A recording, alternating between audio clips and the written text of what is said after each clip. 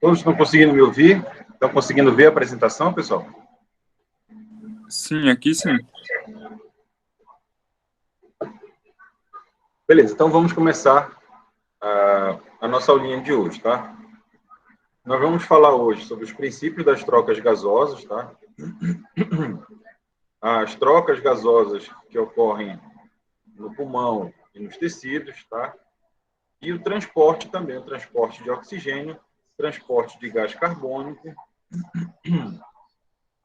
entre o pulmão e os tecidos, tá? E no finalzinho a gente vai ter uma aula sobre as noções de gasometria arterial.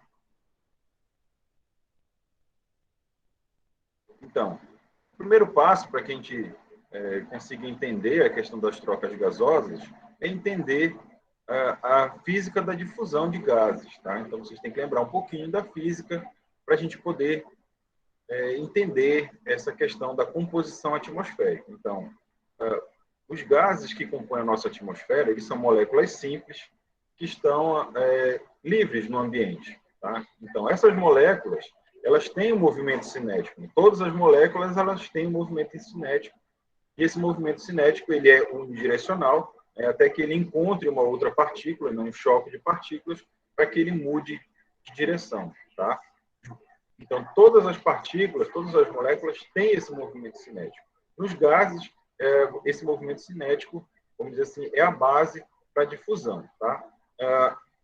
Existe uma temperatura, tá, onde as moléculas dessas substâncias, elas encontram-se sem esse movimento cinético. Se vocês lembrarem um pouquinho lá da física, né, vocês vão lembrar que é a temperatura do zero absoluto. Então, diferente da temperatura do zero absoluto, todas as moléculas elas têm um movimento cinético. Como eu falei, unidirecional, até que ela choque uma outra molécula e então ela tome uma direção diferente. Então, quando a gente vai analisar um gás que está livre, né, no ambiente, como eu disse, ele tem um movimento cinético. E se nesse ambiente ele tiver concentrações diferentes, ele tiver uma concentração de um lado alta e uma concentração de um outro lado no recipiente baixa, o movimento cinético, tá, dessas moléculas vai tender a que essas concentrações se equilibrem, porque o movimento do lado onde as moléculas estão mais concentradas vai ser muito maior na direção das moléculas menos concentradas do que o dessas moléculas menos concentradas em direção às moléculas mais concentradas, tá? Que é o que a gente vê nessa imagem aqui, tá? A gente tem um lado desse recipiente onde esse gás está mais concentrado e um outro menos concentrado. Então, esse movimento cinético de difusão vai fazer com que nesse recipiente haja um equilíbrio, né? Tendo tempo suficiente para que haja esse equilíbrio entre as moléculas. Então, vai ter a mesma quantidade dos dois lados. Alguém está tentando entrar na sala aí ou alguém está querendo perguntar alguma coisa no chat?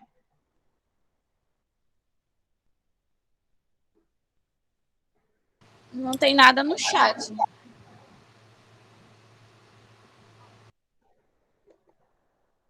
Deixa eu só dar uma olhada se foi alguém que está tentando entrar aqui. É, alguém que está tentando entrar.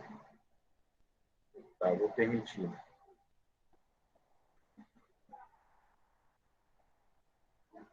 Voltando para a aula, tá?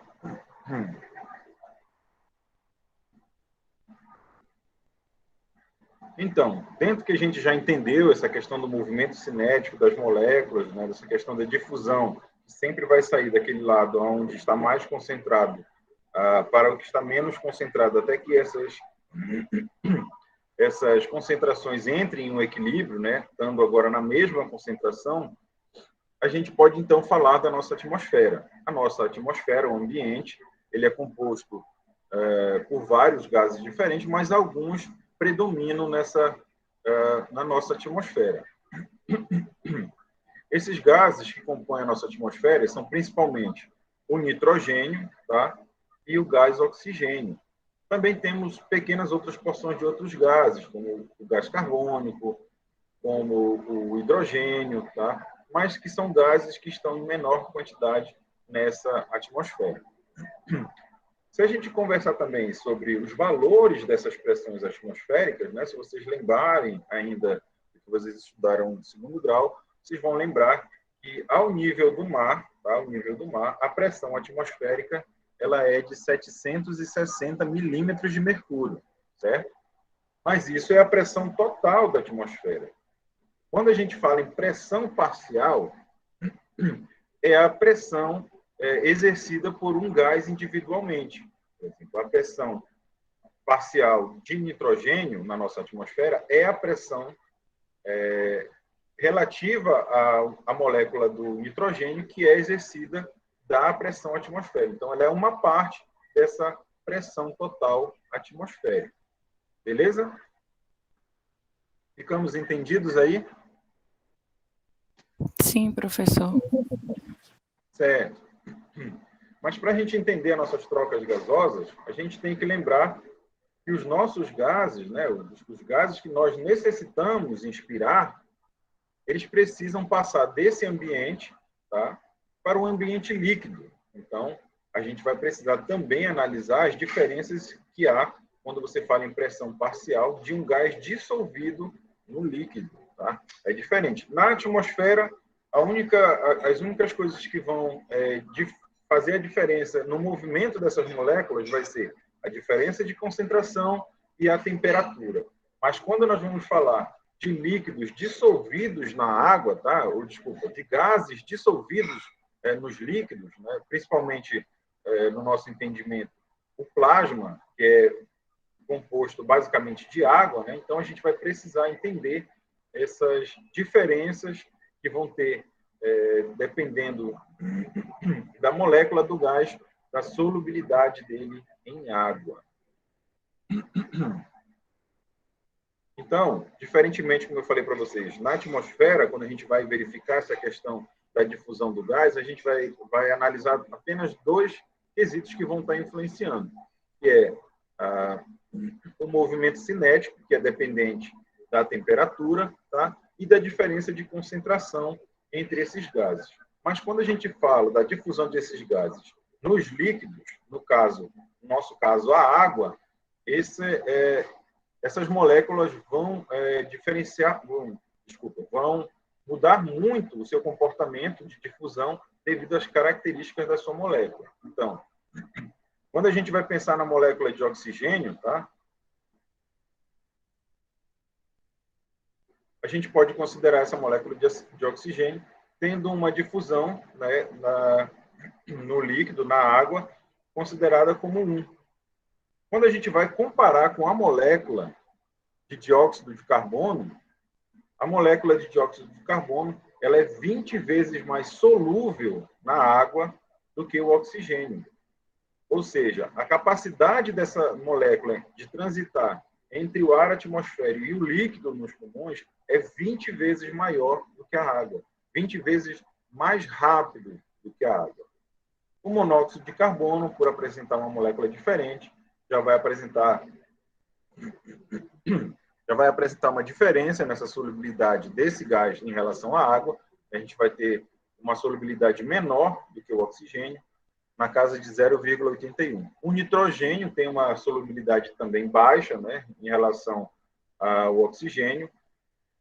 A solubilidade dele no líquido, na água, uma solubilidade de 0,53. E o hélio, o gás hélio, ele é muito próximo do oxigênio, ali 0,95 da capacidade de solubilidade do oxigênio.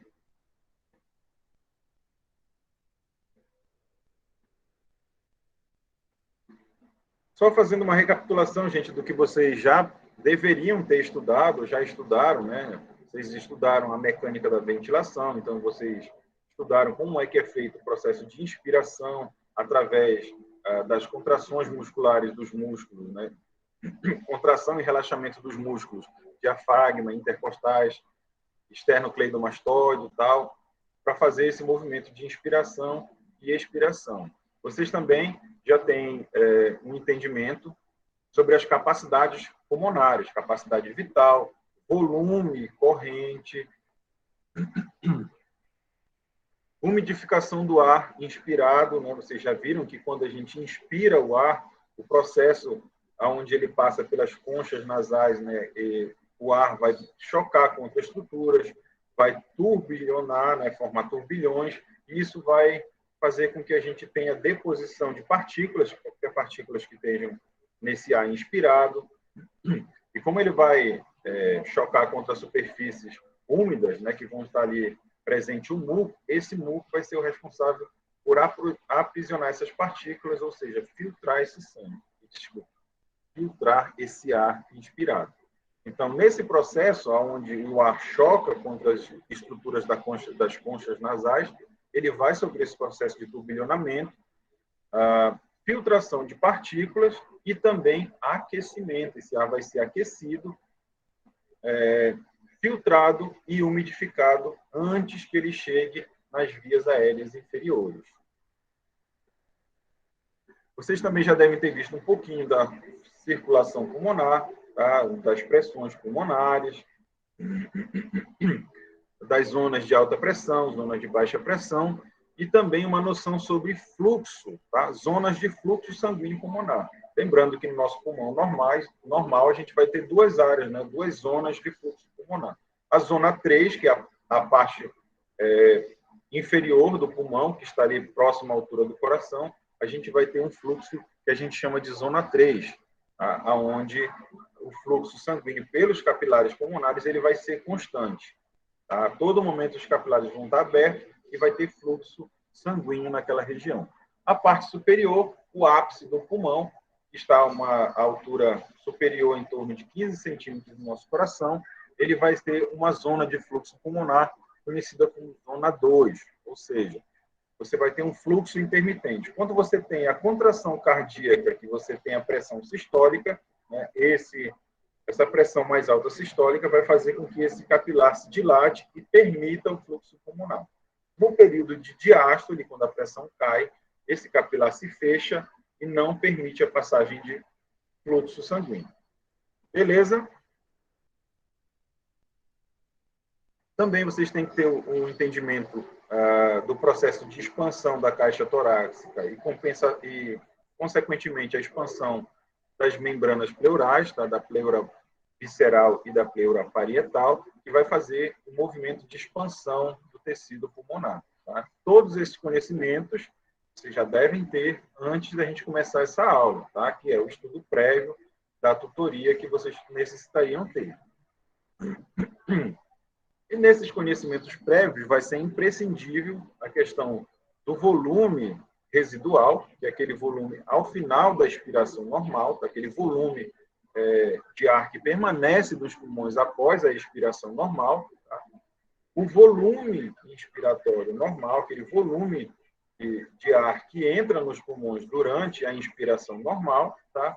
E também o conceito de volume de espaço morto anatômico e o volume de espaço morto fisiológico. Ele é muito importante para que vocês consigam entender a composição do ar, né? As diferentes composições do ar atmosférico, do ar umidificado, tá? E o ar alveolar, claro, também o ar expirado. Então, falando neles, né, aqui está a composição básica do nosso ar atmosférico. Lembrando que a gente está falando dessa composição ao nível do mar. Então, se o indivíduo estiver em uma localidade que é muito acima do nível do mar, a gente vai ter diferença nessa pressão, porque essa pressão atmosférica vai se tornar menor. Tá? Essa pressão atmosférica vai se tornar menor e, claro, vai fazer com que toda essa composição de ar seja diferente, tá? Do ar ao nível do mar. Também, se o indivíduo estiver em profundidade, em mergulhos de alta profundidade, vocês lembram que a cada e dependendo da profundidade, vão ser acrescentadas pressões iguais a uma atmosfera. Tá? Então, as pressões da composição desse ar vai mudar muito devido ao aumento contínuo da pressão em grande profundidade. Mas esquecendo esse quesito por um momento, tá? A composição do ar atmosférico ao nível do mar, a gente vai ter aqui, ó, 597 milímetros de mercúrio de pressão parcial do nitrogênio, tá? A gente vai ter 159 milímetros de mercúrio, tá? Da pressão parcial do oxigênio, tá? A gente vai ter 0,3 milímetros de mercúrio da pressão parcial do CO2 e 3,7 milímetros de mercúrio da pressão parcial do vapor de água. O vapor de água está nessa atmosfera. A composição do CO2 ela pode variar se a gente estiver falando de grandes cidades. Vocês sabem que hoje é uma discussão muito grande na questão da ecologia, a poluição atmosférica nessas cidades. Isso significa essa poluição atmosférica, uma atmosfera onde você tem uma pressão parcial de CO2 muito maior do que essa que nós estamos vendo, e também de outros gases nocivos, como o monóxido de carbono, e também de outros gases que são advindos da queima de combustível, gases que vão ter sulfato no meio, que podem até mesmo gerar aquelas chuvas ácidas que a gente já ouviu falar no estudo da ecologia. Tendo aquele conhecimento prévio que a gente falou anteriormente, né, que no processo de inspiração, né, ao passar pelas vias aéreas superiores, o ar vai ser filtrado, vai ser aquecido e umidificado, a gente pode ter essa composição aqui, chamada de ar umidificado, que é o ar que passa pelas nossas vias aéreas superiores, tá? Antes de chegar no pulmão, e vai sofrer esse processo de umidificação. Então, aqui nesse ar úmido, que é o ar que vai chegar nos nossos pulmões, tá? Ele vai ter uma diferença do ar atmosférico, que é a pressão maior do vapor de água. O vapor de água vai ser introduzido nessa atmosfera, mudando as suas pressões parciais. Então, aqui, na pressão parcial do ar umidificado, a gente já vai ter 563,4 milímetros de mercúrio agora como pressão parcial do nitrogênio. A pressão parcial de O2 também cai um pouquinho. Ela cai agora para 149,3 milímetros de mercúrio. A pressão do CO2, como já era muito baixa, ela permanece a mesma, e a pressão do vapor de água é que vai aumentar bastante. Tá? Agora nós vamos ter 47 milímetros de mercúrio da pressão de vapor de água nesse ar umidificado. Lembrando, o ar umidificado é o ar que passa pelas vias aéreas superiores, dentro das conchas nasais, onde ele vai sofrer o processo de filtração, aquecimento e umidificação.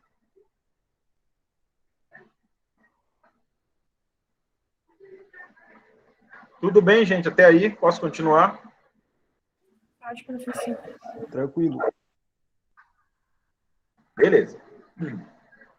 Então, lembrando aqueles conceitos, né, que eu falei para vocês que são necessários, do volume residual na expiração normal e o volume de ar inspirado, juntamente com aquele processo que a gente falou anteriormente, tá, né, do volume de ar do espaço morto e do espaço morto fisiológico. A gente precisa daqueles conceitos para entender a composição do ar alveolar.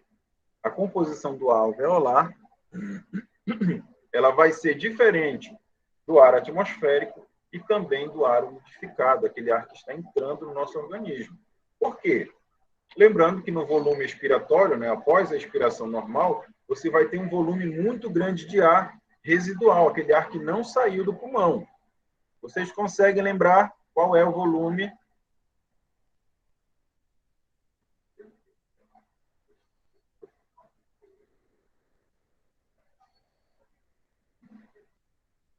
Esse silêncio é inquietante.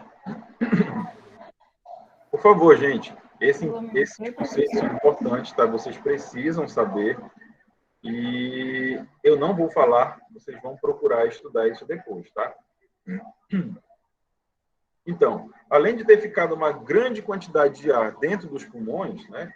O processo de inspiração do ar, nesse processo, vocês sabem que na inspiração normal, não na inspiração forçada, tá? Aqui a gente está falando de inspiração normal, tem um volume pequeno de ar que vai ser inspirado.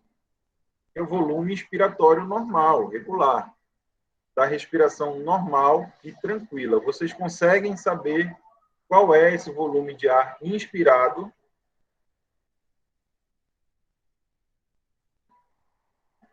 É de 500 ml, professor. 500 ml. Muito bem. Então, o volume de ar inspirado, ele é apenas de 500 ml, e esse ar inspirado de 500 ml ainda não vai chegar nos nossos alvéolos, porque nós temos o que nós chamamos de volume que vai ficar no nosso espaço morto, ou seja, nas zonas onde não há troca gasosa das nossas vias aéreas superiores, tá? Então, uma grande parte desse ar, desses 500 ml, ela não chega no local de trocas gasosas, tá? Ele fica no que a gente chama de espaço morto anatômico, tá? E também no espaço morto fisiológico, que são, por exemplo, tá? O espaço morto fisiológico é aquela zona do pulmão onde a gente considera que não há troca gasosas a todo momento, onde não há perfusão direta. E a zona 2, tá? Aqui na parte superior do pulmão, você vai ter um pouquinho de espaço morto fisiológico, porque quando a diástole não há fluxo sanguíneo, ou seja, não há troca gasosa. Então, ali, a gente considera um pouquinho, tá, de uma condição de espaço morto fisiológico. Então, o volume desses 500 ml que realmente vai chegar nos alvéolos para que ocorra a troca gasosa não é de 500 ml. Alguém sabe me dizer qual é o valor?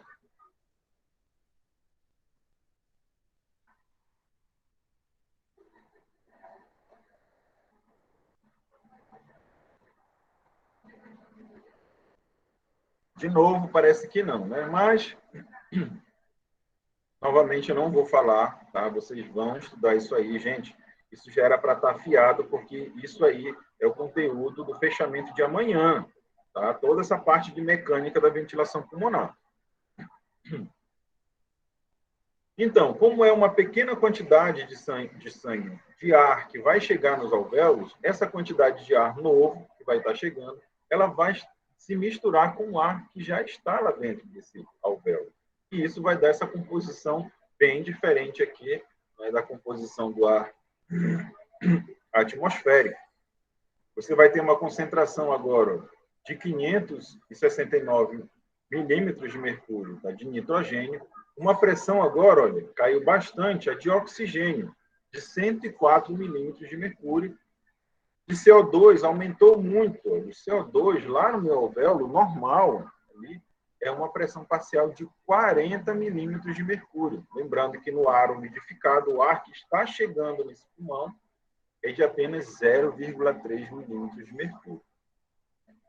A pressão de vapor de água continua o mesmo, 47 milímetros de mercúrio. Então, o que dá essas diferenças nessas características do ar alveolar para o ar umidificado, que é o ar que está chegando, tá?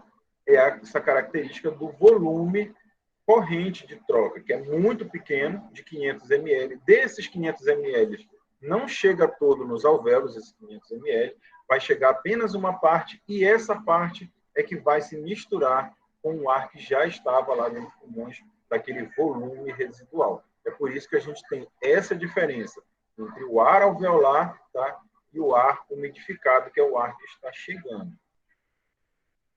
Mas uma coisa que é surpreendente, né, quando a gente vai analisar o ar expirado, aquele ar que a gente expira, né, que sai do nosso organismo, a gente vai perceber que o conteúdo de oxigênio é maior do que o ar alveolar. Olha aqui, ó. Em vez dos 104 milímetros de mercúrio, no ar expirado eu tenho 120 milímetros de mercúrio de oxigênio, E também eu tenho uma quantidade menor de dióxido de carbono, agora de 27 milímetros de mercúrio. A composição do ar, a composição de água é a mesma do ar úmido e a composição de nitrogênio também não muda muito. Então, vocês conseguem me dizer por que eu tenho essa diferença entre a composição da pressão parcial de oxigênio e de gás carbônico do ar alveolar para o ar expirado?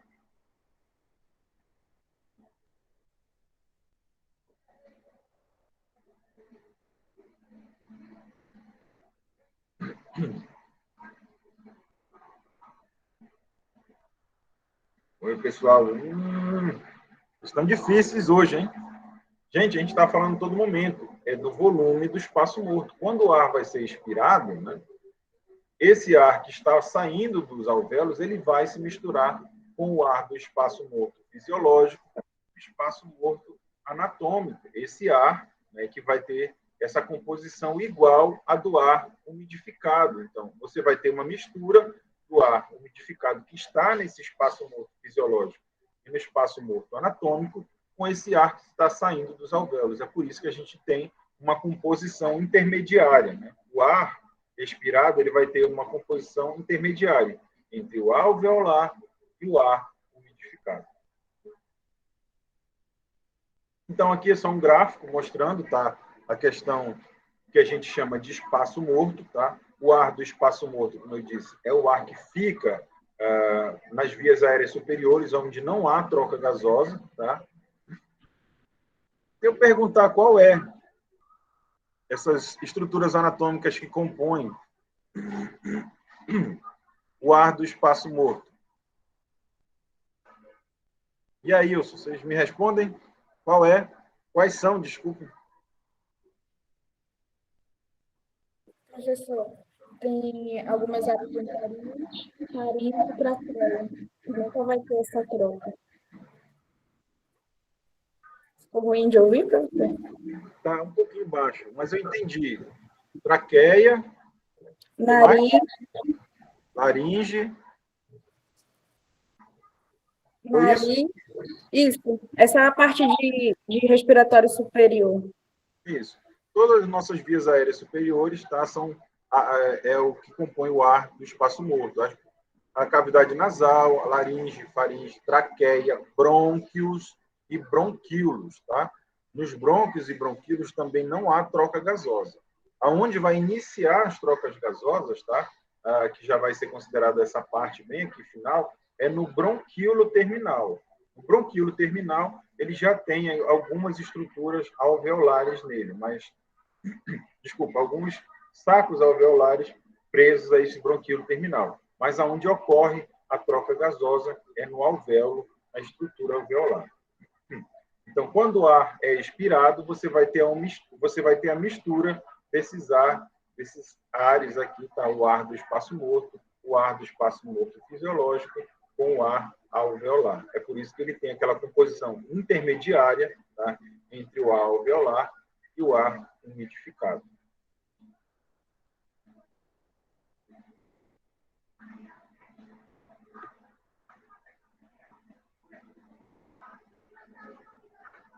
Então, também dependente daqueles conceitos que a gente estava falando do volume inspiratório normal e do volume expiratório normal, né?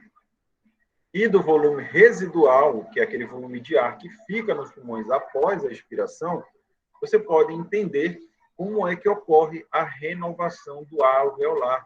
Ele ocorre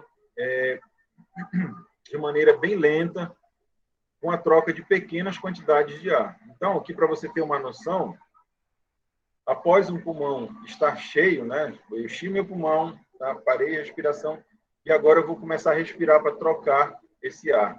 Para que haja uma troca total de ar, são necessários 16 processos respiratórios de inspiração e expiração para que haja essa troca completa do ar dos pulmões. Certo?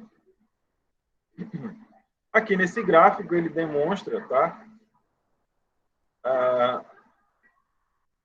A porcentagem, né, a troca de ar com a variação do tempo dependendo da ventilação, né, da frequência ventilatória. Olha aqui. Então, aqui nesse momento que eu tenho o ar normal, né, eu enchi o pulmão e vou iniciar as trocas gasosas, mas com a metade, na metade da ventilação normal. Então, vocês percebem que vai demorar muito, ó, que mesmo depois de 60 segundos, com a metade da ventilação normal, ainda não vai ocorrer a troca total do ar pulmonar. Na ventilação normal, após 60 segundos, a gente vai ter bem próximo da renovação completa do ar pulmonar. E agora, com 2 vezes a frequência respiratória ou 2 vezes o volume respiratório, é que nós vamos ter a troca completa do ar pulmonar ali em torno de 50 segundos. Ficou claro isso aí, gente? Podemos avançar? Sim, professor. Já que vocês ficaram caladinhos, né? Então, vamos em frente. Vocês estão aí mesmo, né? Sim, professor. Sim, professor. Então, agora nós vamos falar das concentrações de oxigênio, tá? E da pressão parcial de oxigênio no pulmonar. Dentro do metabolismo normal do nosso organismo, são necessários 250 ml por minuto de oxigênio para que a gente tenha as funções normais de todas as células do corpo, tá? Então, a gente precisa absorver esse volume de oxigênio para que as funções normais do nosso organismo sejam alcançadas. Então, dentro do funcionamento normal, tá, da ventilação alveolar, aqui, ó, em torno de 5 litros por minuto, dentro da frequência respiratória normal, e também com uma pressão parcial de O2 nos pulmões normal, a gente vai encontrar esse ponto de equilíbrio em a absorção de O2 e a utilização pelo nosso organismo, tá? Se a gente aumentar a nossa frequência respiratória, né, e a gente aumentando essa frequência respiratória ou o volume inspirado, né, a gente vai aumentar a ventilação alveolar. Percebam que quando eu aumento a minha ventilação alveolar, mas o meu consumo ainda está normal, ou seja, eu estou aqui em repouso e fazendo uma hiperventilação, a minha pressão parcial, tá? A minha pressão parcial de oxigênio, tá? Alveolar, ela vai aumentar. Vejam aqui, ó. Se aproximando de quem? Do limite superior. Aí eu gostaria de perguntar para vocês, que limite superior é esse?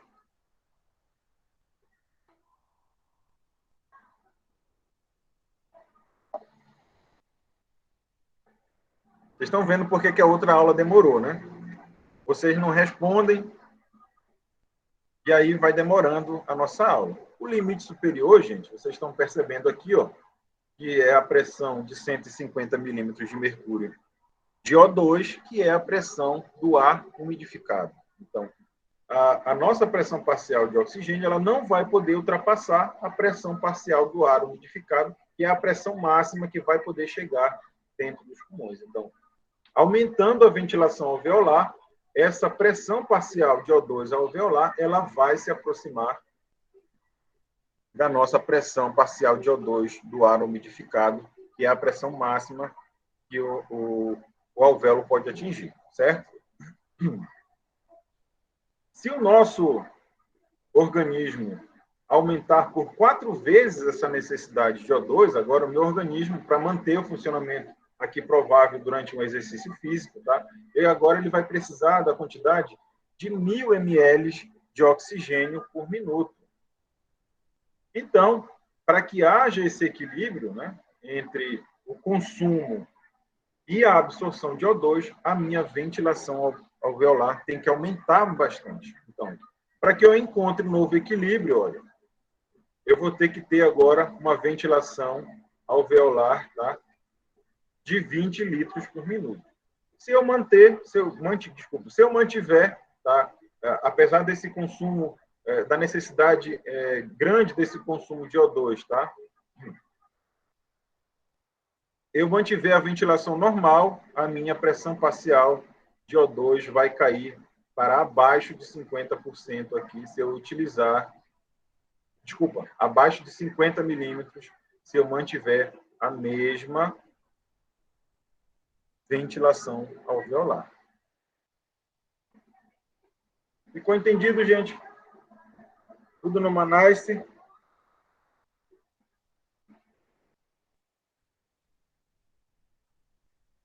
Nossa Senhora! A concentração de gás carbônico e a pressão parcial de O2. Ou de CO2, desculpa. Da mesma forma como a gente tem um consumo normal, né, pelo nosso organismo de O2, a gente tem também a liberação normal, né, de CO2. Baixa isso, vai embora. A gente também tem uma liberação, né, uma formação pelo nosso metabolismo de gás carbônico. E essa formação do indivíduo em repouso é em torno de 200 ml, tá? 200 ml de CO2 por minuto. Dentro do funcionamento normal, da nossa respiração normal e tranquila, a gente vai ter o mesmo, tá? Mesma ventilação alveolar, ali muito próxima de 5 litros por minuto, tá? Para que a gente estabilize ali na faixa dos 40 milímetros de mercúrio de pressão parcial de CO2. Por que essa pressão parcial de CO2 ela é tão alta? Duas características que vão influenciar nessa pressão parcial de CO2 tão alta, né, em relação ao ar umidificado, ao ar atmosférico. Essa velocidade, tá, de difusão. A velocidade de difusão do CO2 é muito grande. Vocês lembram que a gente, no início da aula, falou, ela é em torno de 20 vezes a velocidade da água. Então, muito rapidamente, o CO2 entra em equilíbrio entre a pressão parcial de CO2 do sangue, tá, e a pressão parcial de CO2 alveolar. E a outra característica que permite essa quantidade tão grande de pressão parcial de CO2 nos alvéolos é a troca parcial de ar. Como você tem uma troca lenta, né, parcial do ar alveolar, isso vai permitir que esse ar tenha essa composição diferente devido a essa lenta renovação. Da mesma forma como a gente vinha conversando sobre a pressão parcial do oxigênio, mas se eu mantiver meu metabolismo basal aqui ainda formando os 200 ml de CO2, tá? Mas a minha ventilação alveolar aumentar muito, ó, eu mantive o meu metabolismo basal, mas eu fiz um processo de hiperventilação. Esse processo de hiperventilação agora aqui, ó, na faixa dos 20 litros por minuto, vai fazer com que a minha pressão parcial de CO2 alveolar caia para menos de 20 milímetros de mercúrio.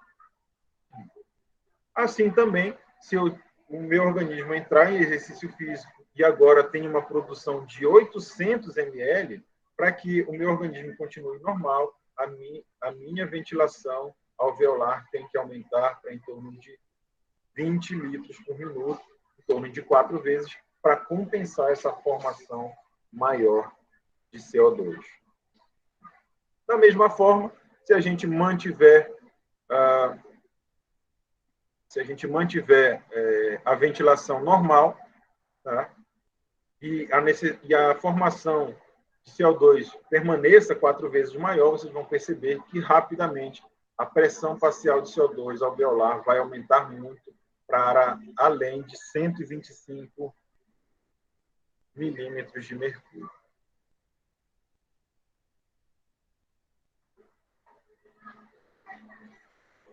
Tudo bem, gente? Até aí? Tudo tranquilo? Sim, tranquilo. Beleza. Então, vocês, se não viram ainda com o professor Luiz Maés, mas daqui a pouco vão ver a estrutura do pulmão, analisar toda toda a questão da árvore pulmonar, dos brônquios, bronquíolos, tá? Mas essa estrutura aqui é a estrutura onde ocorrem as trocas gasosas, tá? Então, aqui seria um alvéolo pulmonar em si, e aqui o que eu falei para vocês de bronquíolo terminal. Percebam que aqui no bronquíolo terminal a gente já vai ter aqui algumas estruturas, alguns sacos alveolares, tá? Que vão fazer o processo de trocas gasosas. Aqui também tem demonstrado a grande quantidade de músculo liso, que envolve os bronquíolos, tá? E brônquios, tá? Que vão ser muito importantes na hora que a gente for falar das patologias obstrutivas, mas isso aí é para outra aula. E aqui a outra demonstração dessa outra estrutura do alvéolo, onde a gente percebe a malha capilar. Então, os alvéolos, que a gente imagina como se fossem pequenos balões, eles vão estar cercados, entrelaçados por capilares sanguíneos, aonde esses capilares vão estar intimamente ligados com os alvéolos. Aqui a demonstração da ultraestrutura do alvéolo, tá? E aqui o capilar circundando esse alvéolo para mostrar a íntima proximidade, íntima relação entre o sangue capilar, tá? E o ar alveolar, o que vai permitir as trocas gasosas. E professor? Não ouvi. O Guyton fala sobre líquido alveolar. Seria dentro desse espaço intersticial? Eu não consegui visualizar na estrutura.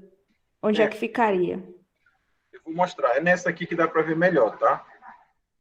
Então, aqui você vai ter novamente, tá, a outra estrutura, aqui uma micrografia, tá?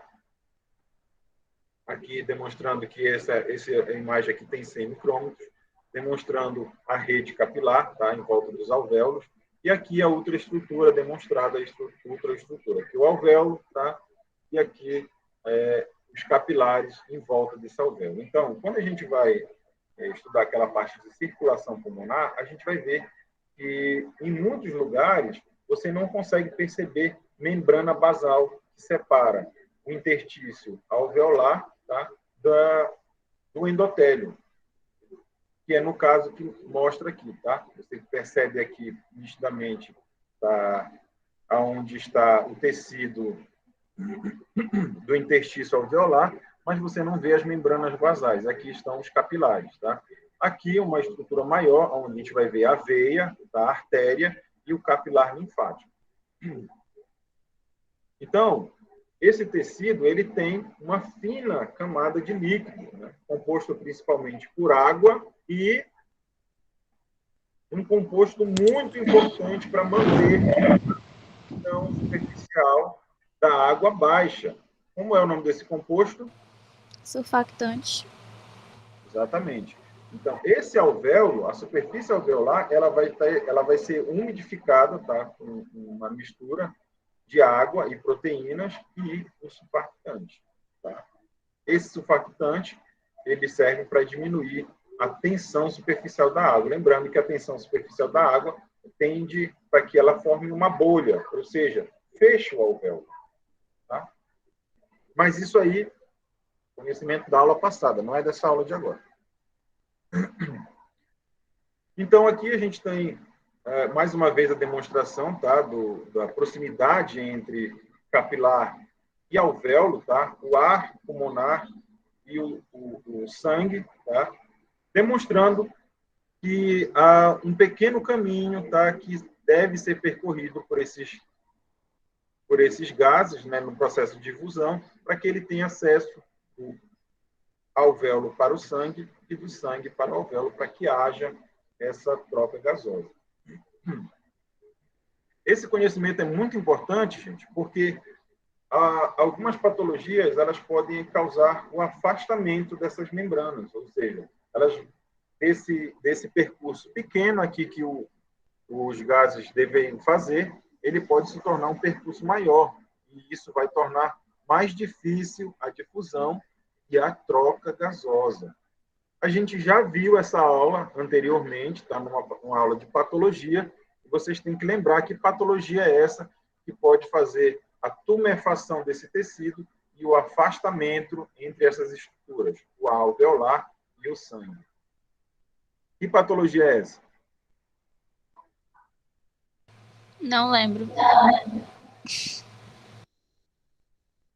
Ninguém lembra? Gente, Acho que edema pode causar esse afastamento, professor. isso é o edema. Tá? Quando o líquido cai nesse espaço intersticial, ele vai fazer com que esse espaço se distenda, né? Se torne maior, afastando, como eu falei, o sangue dos alvéolos. E isso prejudica o processo de difusão, principalmente de quem? Do oxigênio, que não passa tão fácil pelo líquido. O gás carbônico tem 20 vezes a velocidade do oxigênio para se difundir. Então, não prejudica tanto o gás carbônico, mas prejudica muito o oxigênio. Beleza? Então, aqui eu não vou perguntar para vocês, tá?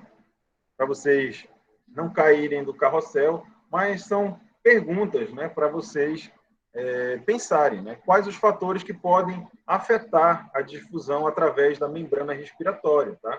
Que fatores são esses? São os fatores que alteram a espessura, tá?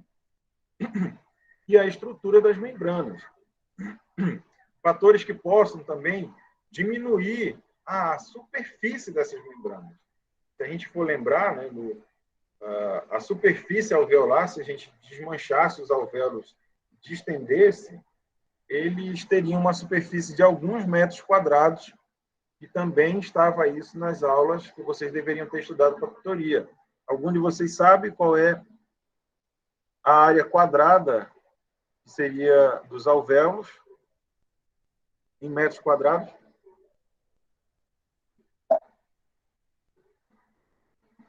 Mais coisas para a gente estudar, né? Fatores que possam alterar a difusão do gás, como é o caso, por exemplo, da temperatura, né? Vocês sabem que a temperatura ela pode alterar a difusão do gás.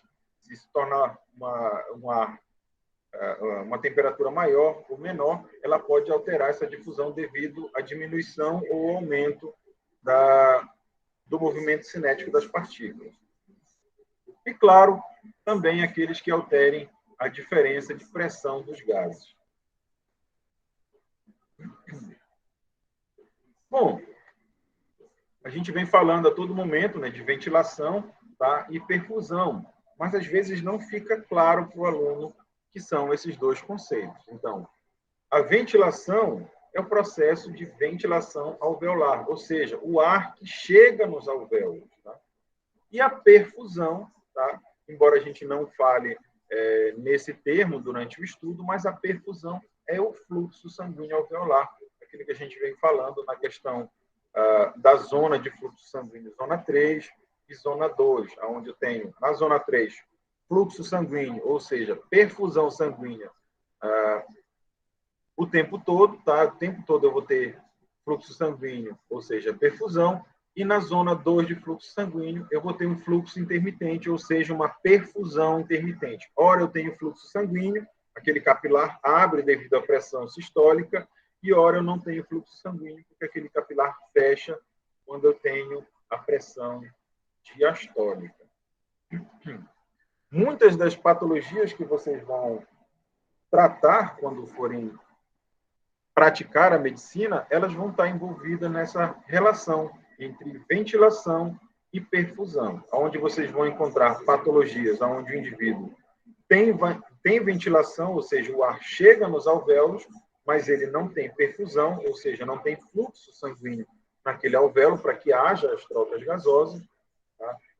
Uma doença que está bem vista, né, que tem esse problema, é a Covid-19. Tá? É por isso que muito se discute, né, por um tempo, depois achou-se melhor retirar esse debate da mídia, vamos dizer assim, que estava causando muita confusão, que era a questão da intubação dos pacientes de Covid-19. O paciente de Covid-19, ele tem ventilação, ele consegue inspirar, o ar chega nos alvéolos. O que é que ele não tem? quando ele está com uma Covid grave? O que é, gente, que ele não tem? A perfusão? Eles não têm a perfusão. A perfusão lá no alvéolo, que é o fluxo sanguíneo no alvéolo, para que haja a troca gasosa, quando o paciente tem a Covid grave, com aqueles processos de coagulação, ele não tem perfusão. Então, não adianta ele inspirar, porque ele não tem troca gasosa ali. É por isso que muito se discutia no início a questão sobre intubar ou não o paciente de Covid. E também estabeleceu aquele prognóstico ruim, né?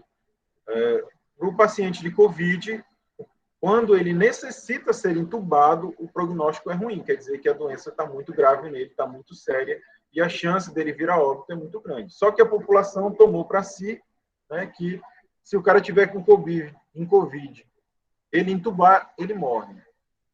Claro que a intubação não era a causa da morte. A ventilação era uma tentativa de melhorar a ventilação daquele paciente para ver se conseguia manter por mais tempo. Mas a população tomou como se fosse a causa da morte a intubação. Beleza? Beleza.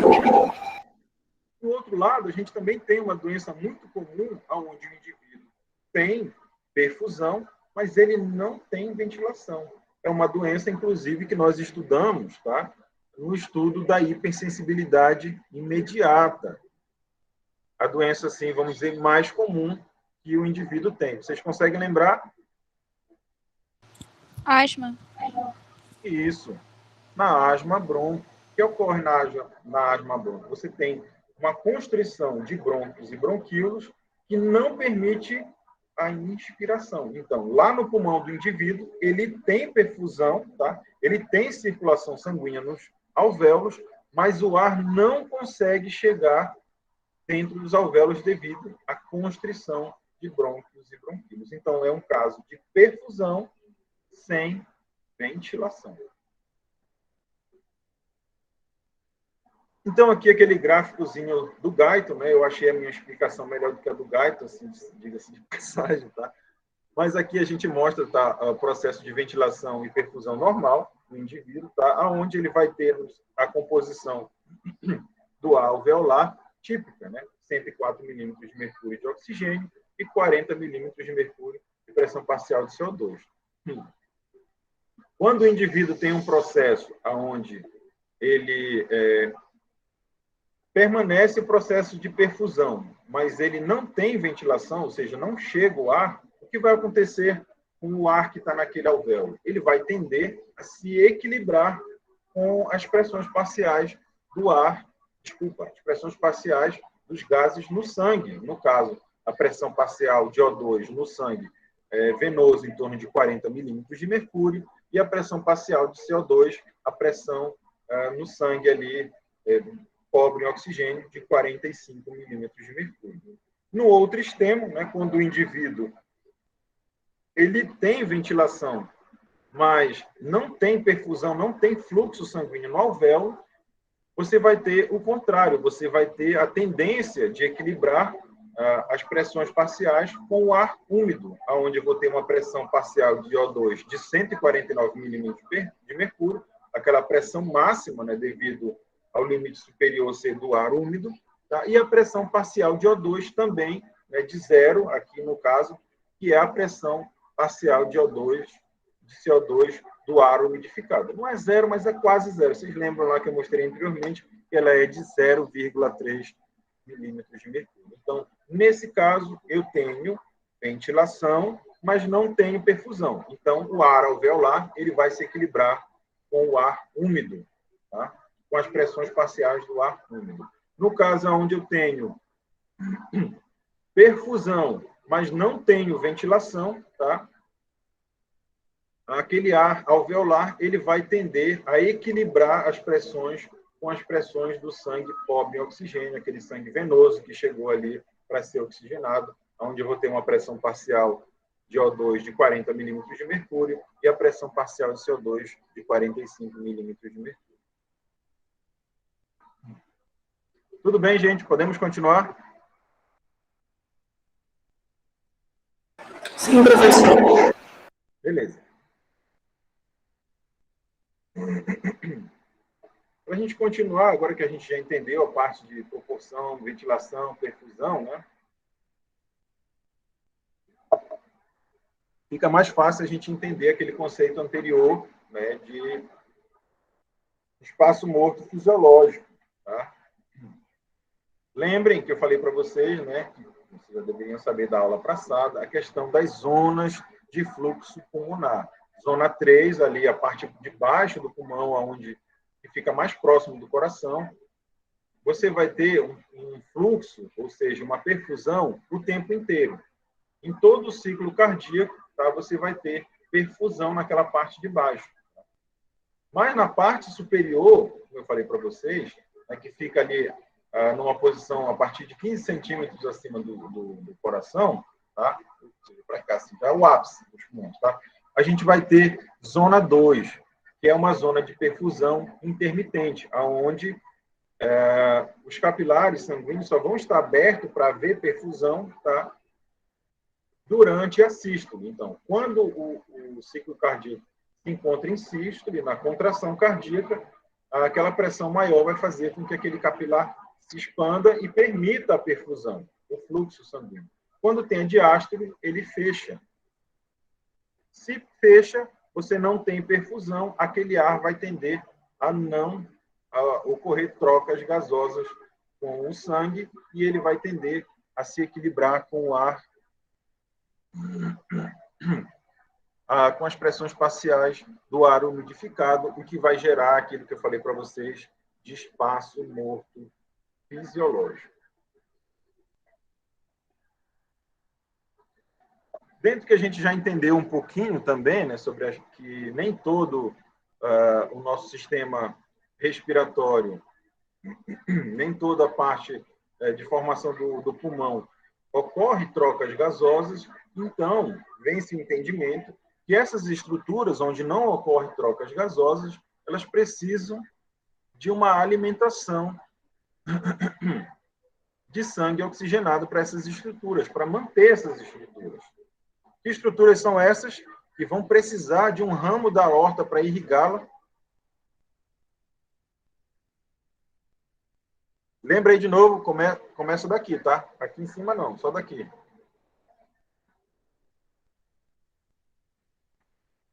Quais são, gente?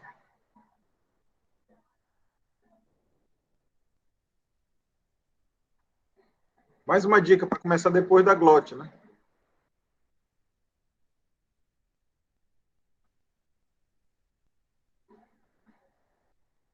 Eita, povinho difícil vocês. Difícil. Traqueia, brônquios, bronquíolos, pleura.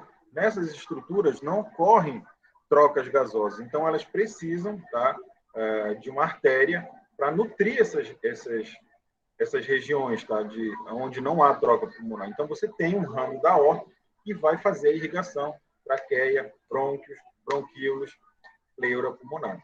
A diferença é que esse sangue que nutre essas regiões, ele não vai voltar para o lado direito junto com a grande circulação. Ele vai voltar junto com as veias pulmonares para o lado esquerdo do coração. Esse sangue, tá, desse ramo da aorta que irrigou o pulmão e volta para o lado esquerdo, a gente chama de derivação pulmonar. Tá? É um sangue pobre em oxigênio, tá? Ele tem a oxigenação de sangue venoso e ele vai para o lado esquerdo misturar com aquele sangue que está vindo das veias pulmonares após o processo de oxigenação nos alvéolos. É por isso que aqui, ó, dentro do processo de oxigenação do sangue que está passando nos capilares pulmonares, tá? A gente vai ter o processo onde ele se equilibra, tá?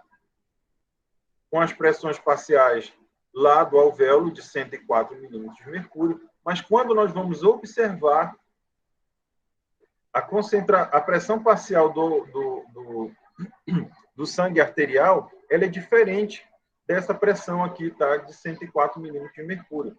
Porque no momento em que há o enchimento do átrio esquerdo, você vai ter essa mistura de sangue, desse sangue que está vindo com as veias pulmonares, tá, de sangue rico em O2, com essa mistura de sangue da derivação. Isso vai fazer com que haja uma queda, tá? E a gente vai ter uma pressão parcial de O2 aqui nesse sangue arterial, em torno de 95 a 98 milímetros de mercúrio. Nessa figura desse outro lado aqui, a gente tem o processo, tá, de oxigenação do sangue, de trocas gasosas, que ocorre lá no capilar. Tá? Aqui demonstração do capilar. Aqui no início do capilar, mostrando a pressão, a troca de O2, aqui onde eu tenho uma pressão parcial de 40 milímetros de mercúrio. Tá? E assim que esse sangue capilar entra em contato com esse alvéolo, ocorrem as trocas gasosas. Percebam que para que haja o completo equilíbrio, né, dessas pressões parciais de O2, eu preciso de apenas 1/3 do percurso do sangue no O2. Tá? No O2. 1/3 do percurso do sangue no capilar, as trocas gasosas já se encontra aqui o oxigênio, está com a pressão parcial em torno de 104 milímetros de mercúrio. Esse processo, tá, ocorrer tão rápido, ele é muito importante para nós, porque isso gera o que a gente chama de reserva respiratória. Porque com apenas 1/3 do caminho, eu já consigo essa oxigenação. Então, essa outra parte do caminho que sobra ainda é o que a gente chama de reserva respiratória. Se eu precisar que esse sangue tenha um fluxo mais rápido, eu ainda vou conseguir oxigenar totalmente esse sangue devido a essa reserva respiratória. Eu tenho uma segunda reserva respiratória que eu falei já anteriormente, mas não chamei ela de reserva respiratória. Quem é a segunda reserva respiratória?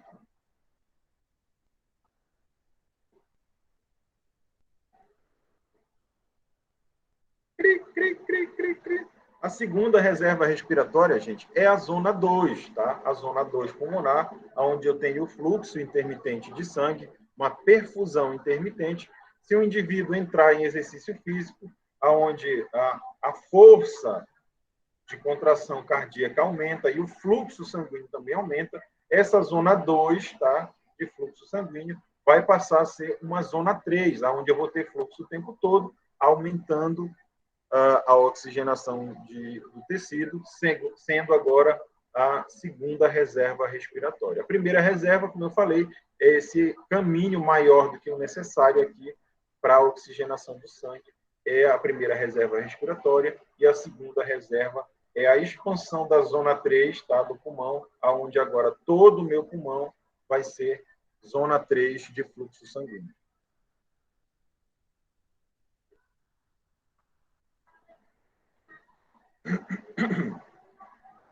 A outra parte da troca gasosa, tá, é quando o nosso sangue arterial está chegando lá ao terminal capilar. Então, olha aqui, como eu disse para vocês, devido àquela mistura de sangue, tá, entre o sangue que está chegando ali no ventrículo, no átrio esquerdo, rico em oxigênio, vai se misturar com o sangue da derivação, e essa mistura vai fazer com que haja uma diminuição da pressão parcial, tá, de O2 ali para 95 milímetros de mercúrio. Lembrando que ele saiu do pulmão com a pressão parcial de 104 milímetros de mercúrio. Quando houve a mistura, aí você tem uma pequena queda, tanto na pressão parcial do O2, como a gente também tem uma pequena queda, tá, num parâmetro da gasometria que a gente chama de saturação de O2, devido a essa mistura, tá, com o sangue da derivação pulmonar. Então, nas células do interstício, na maioria dessas células, tá, a gente vai ter uma concentração, tá, de 23 milímetros de mercúrio no interior, uma concentração intracelular. E no interstício, que está em contato direto com o sangue, a gente vai ter uma pressão parcial em torno de 40 milímetros de mercúrio. Tá? Quando esse sangue arterial chega nesse terminal, você vai ter o equilíbrio, tá? E a célula agora vai dispor dessa quantidade de 40 milímetros de mercúrio. Como o oxigênio tem uma dificuldade de se difundir pelo líquido intersticial, né, as nossas células não podem estar muito longe desses capilares. Em via de regra, a maioria das células elas não estarão numa distância maior que 50 micrômetros, tá, de distância desse capilar, para que ela possa receber a quantidade normal de oxigênio. Falando em quantidade normal de oxigênio, tá, a pressão parcial mínima de O2 que mantém ainda o funcionamento normal de uma célula é em torno de 1 milímetro de mercúrio. Tá? Abaixo de 1 milímetro de mercúrio, aí essa pressão parcial de O2 vai ser o limitador do metabolismo celular.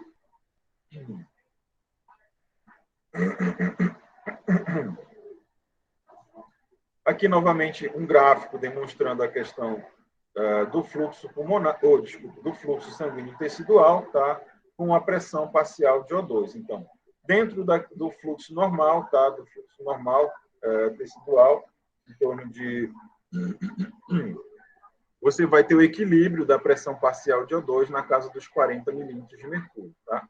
Se você mantém o fluxo, tá? Mas diminui para 1/4 o metabolismo celular, rapidamente a pressão parcial de O2 vai aumentar muito, porque você está recebendo um fluxo maior do que o normal, e a pressão parcial de O2 pode alcançar ali facilmente os 65 a 70 milímetros de mercúrio devido à redução do metabolismo celular. O aumento desse consumo, tá, de O2, o aumento do metabolismo celular, também, da mesma forma, agora só que do contrário, né, se a gente mantém aquele fluxo sanguíneo normal, aqui de 100, que seria o fluxo de 100% no tecido, a nossa pressão parcial de O2 cai bastante no tecido, agora para menos de 15 milímetros de mercúrio. Para que eu tenha ainda os valores normais, tá? Também tem que ter um aumento do fluxo sanguíneo de 400%. Lembrando que para o nosso organismo, fazer um aumento do fluxo sanguíneo, né? Lembrando do sistema circulatório, uma dilatação, uma vasodilatação facilmente aumentaria o fluxo sanguíneo nessa região. Tudo bem, gente? Entendidos até aí? Beleza. Então, agora nós vamos falar das trocas gasosas agora em relação ao gás carbônico. Tá? Da mesma forma que o oxigênio, se a gente for perceber aqui, ó, em torno de 1/3 do percurso do sangue pelo capilar, eu já botei o equilíbrio, tá, entre a pressão parcial de CO2 do sangue venoso, pobre em oxigênio, que chegou ali, tá, para o sangue, para o ar, desculpa, pulmonar, onde esse equilíbrio vai fazer com que haja uma diminuição de 5 milímetros de mercúrio, tá, do sangue aqui pobre em oxigênio para agora o sangue oxigenado pelo alvéolo pulmonar. Lembrando que isso é uma característica, tá, muito importante que a gente vai ver lá na frente, da manutenção desse gradiente de pressão parcial de CO2. Tá? Ele é muito importante para o funcionamento, para a regulação da frequência pulmonar. Porque vocês percebem que não há grandes diferenças, tá, entre a pressão parcial de O2 do sangue pobre em oxigênio para o sangue rico em oxigênio. Então, grandes variações vão afetar rapidamente o nosso centro que controla a frequência respiratória. Mas isso aí é assunto para os capítulos diferentes. Tá? Aqui no tecido, né, a gente vai perceber que também há uma diferença. Né? A pressão parcial intracelular, tá, do gás carbônico, ela é em torno de 46 milímetros de mercúrio e do interstício é 45, muito próxima da outra, muito provavelmente devido à facilidade de difusão, tá, do gás carbônico no meio líquido, né? No líquido intersticial, ele é muito rápido, então você vai ter praticamente um equilíbrio entre o conteúdo intracelular e o conteúdo intersticial ali. 46 intracelular, 45 no interstício, tá? E essas pressões tendem a se equilibrar aqui no nosso terminal venoso. Agora o meu sangue venoso com uma pressão parcial de 45 milímetros de mercúrio.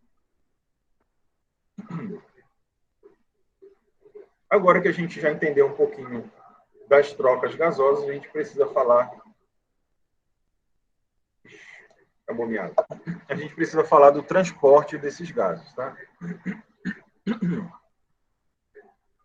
Essa figura aqui demonstra a questão do transporte do oxigênio, está mostrando que a pressão parcial de O2 vai fazer com que haja uma difusão desse oxigênio para o líquido, tá? Mas essa difusão não permite uma grande quantidade de oxigênio dentro desse líquido. Ó, se a gente for analisar apenas o equilíbrio com plasma, tá, sanguíneo, são necessários 1 litro de sangue para carregar 3 ml de oxigênio. Então, é uma quantidade muito pequena. Mas, com a adição da molécula de hemoglobina, vocês lembram lá da outra estrutura, o oxigênio vai se ligar lá naquele grupo M, tá? Para ser carregado. E agora, né, com a ajuda da hemoglobina, aqui considerando um indivíduo que tem ali aproximadamente 15 gramas de hemoglobina, tá? A gente vai ter a possibilidade de carregar aqui agora 197 ml de O2 por litro de sangue, bem próximo daquela capacidade, né, daquele volume necessário que a gente viu lá atrás, né, em torno de 250 ml que o nosso sangue precisa levar para que tenha a oxigenação dos nossos tecidos para um metabolismo normal da célula, tá? Então, aqui em 1 litro de sangue, praticamente, eu já consigo levar todo o necessário para o metabolismo da nossa célula. Vocês conseguem lembrar qual é o volume de débito cardíaco?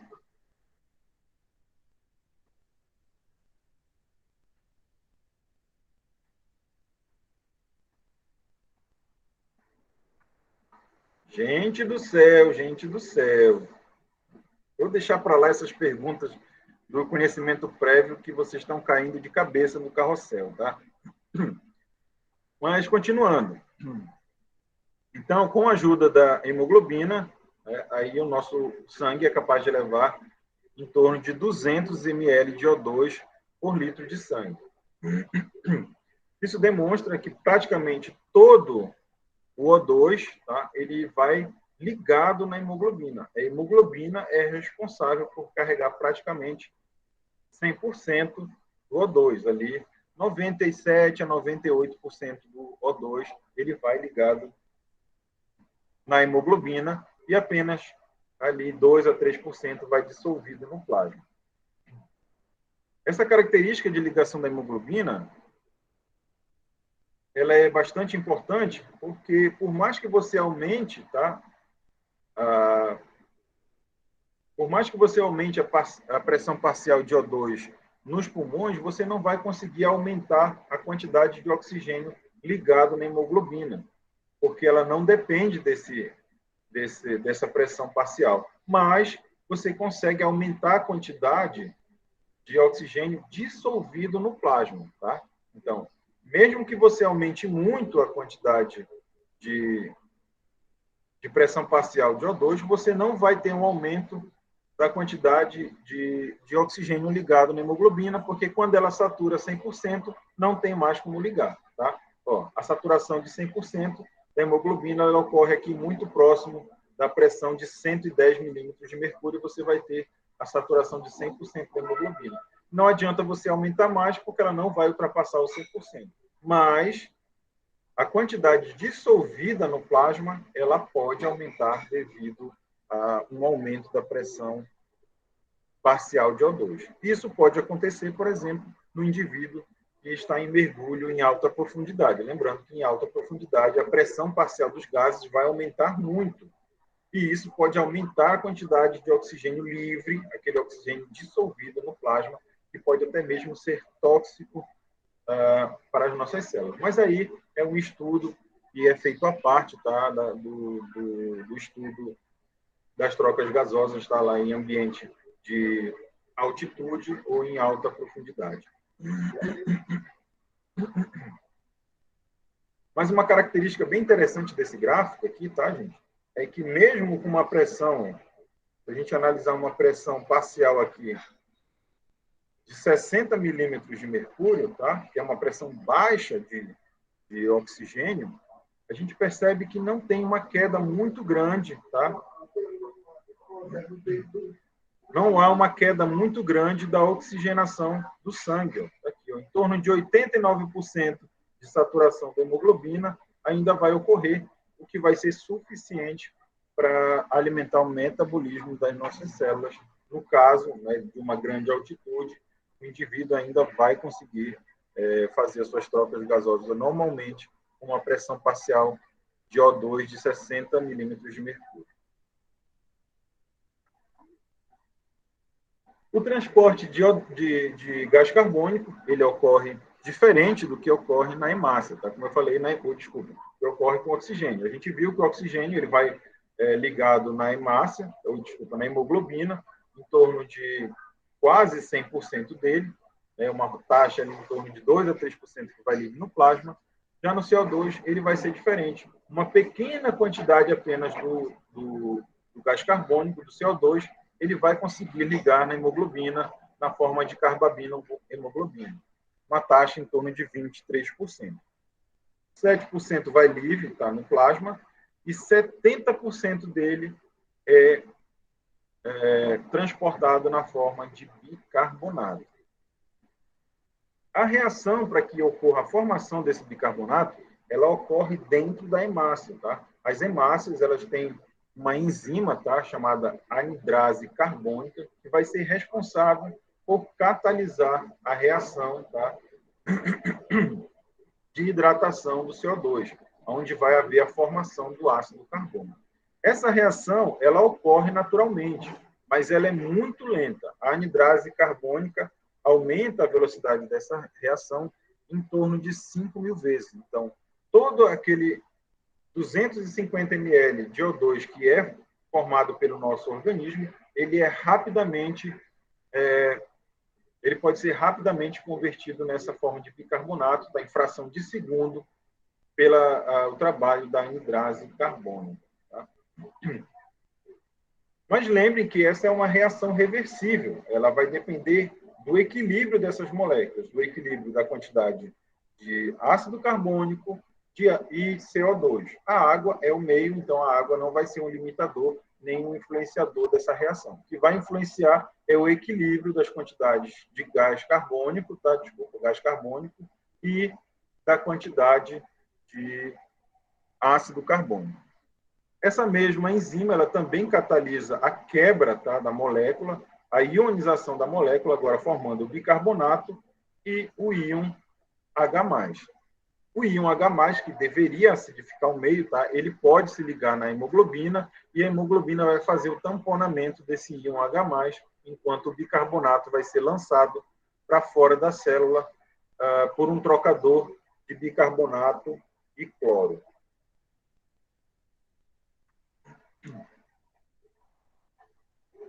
Alguma pergunta, gente? Vontade de tomar uma água. Sim ou não?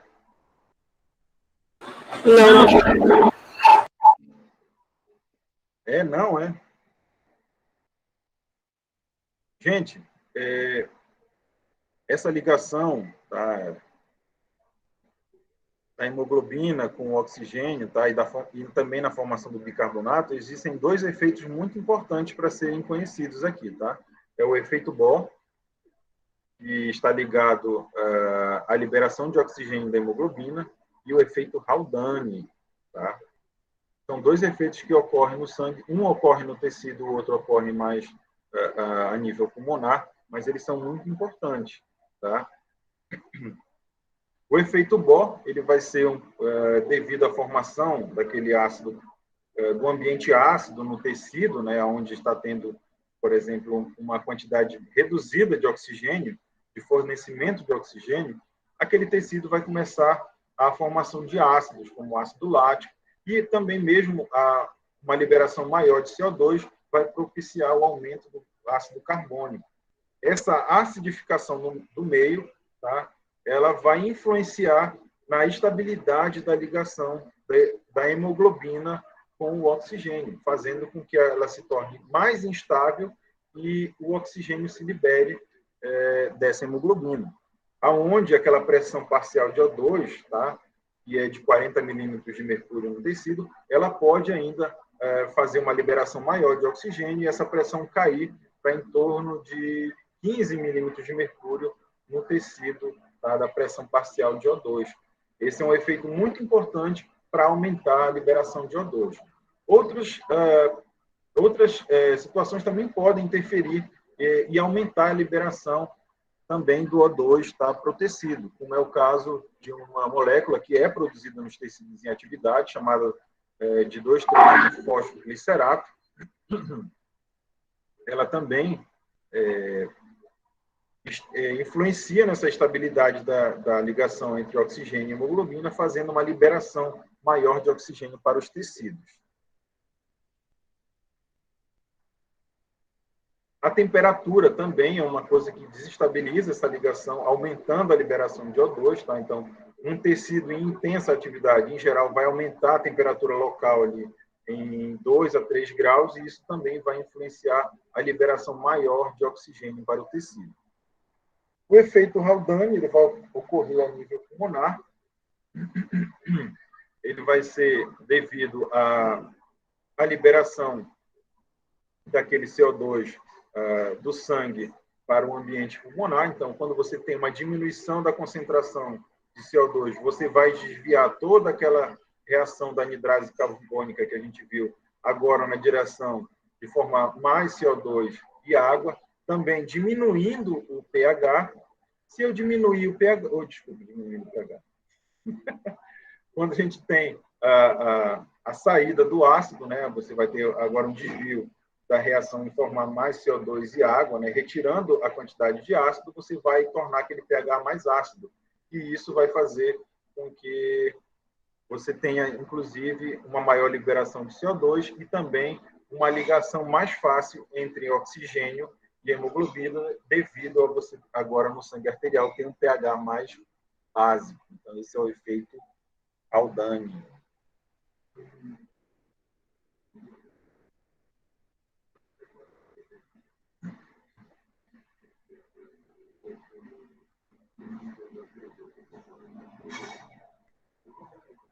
Alguma dúvida?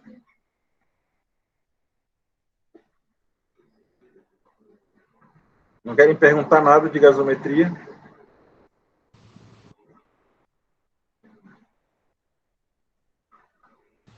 Todas as dúvidas, só lágrimas, professor. Dúvidas não tem, por enquanto. Gente do céu. Falo para vocês têm que estudar para minha aula, gente. Vocês não têm mais de condição de, quando era criança, né? Vocês iam para a escola com a mente vazia para o professor fazer a transferência do conhecimento, né? Mas aqui, vocês precisam estudar antes de vir para a aula, para não levar uma peia e ficar só chorando como vocês estão aí, tá? Então, desde que vocês já entenderam a parte de trocas gasosas, de transporte, de pressões parciais dos gases no pulmão, pressão parcial dos gases no sangue arterial, no sangue venoso, a gente pode falar um pouquinho de um exame muito importante, tá? Para os pacientes em terapia intensiva e também para aqueles que chegam com algum tipo de angústia respiratória na urgência, que é o exame de gasometria, tá? Existem dois tipos de gasometria. A gasometria arterial, tá? E a gasometria venosa. A gasometria arterial, logicamente, né, ela é feita através da punção de uma artéria e o indivíduo precisa encontrar essa artéria, né, para que possa funcionar. Então, em geral, a coleta é feita na artéria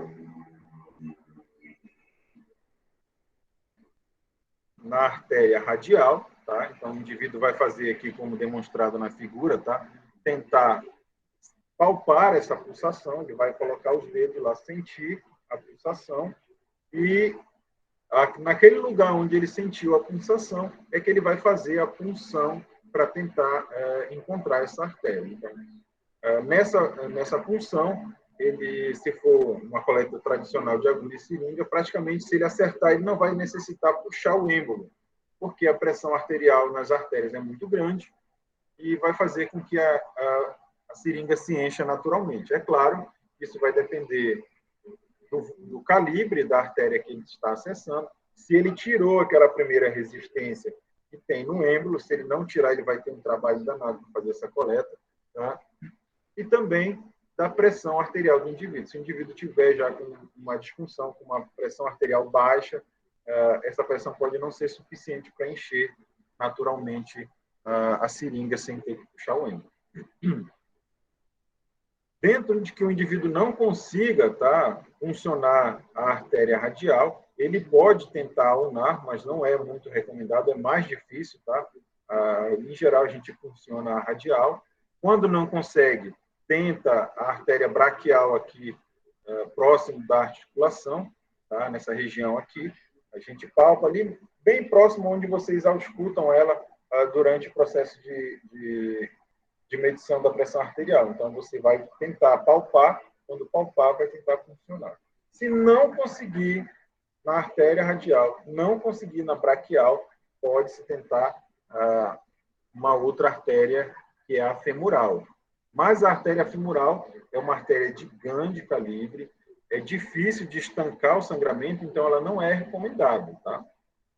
Em alguns estabelecimentos de saúde, quando existe, né, quando não consegue fazer a punção de outro local, eles solicitam que o médico faça a punção dessa artéria femoral, justamente porque aí o médico também vai estar tendo que fazer o processo de estancamento do sangue. E quando a gente deixava o técnico, tá, não é que o técnico não soubesse fazer essa coleta, é que ele poderia ir lá, fazer a punção da artéria, mas como ele tinha que sair dali rápido, né, porque ele tem outros trabalhos a fazer, ele simplesmente colocava ali o algodãozinho com esparadrapo e não fazia o processo de estancamento do sangue, e o paciente poderia perder ali bastante sangue devido àquela punção na artéria femoral. Por isso que, quando ocorre esse tipo de solicitação, muitos estabelecimentos, eu disse, não é uma regra geral, tá? Mas muitos deles só permitem a coleta de sangue arterial da femoral se ela for realizada pelo médico. Tá? Que aí o médico, como eu falei, vai ter o trabalho de fazer o estancamento direitinho do sangramento do local da punção.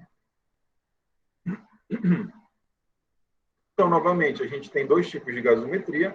Uma gasometria que é feita com o sangue arterial, tá? E uma gasometria que é feita de sangue venoso. Na gasometria arterial, claro, a gente vai tentar, principalmente para avaliar os parâmetros ventilatórios, tá? E a gasometria venosa, a gente busca avaliar apenas o estado metabólico celular.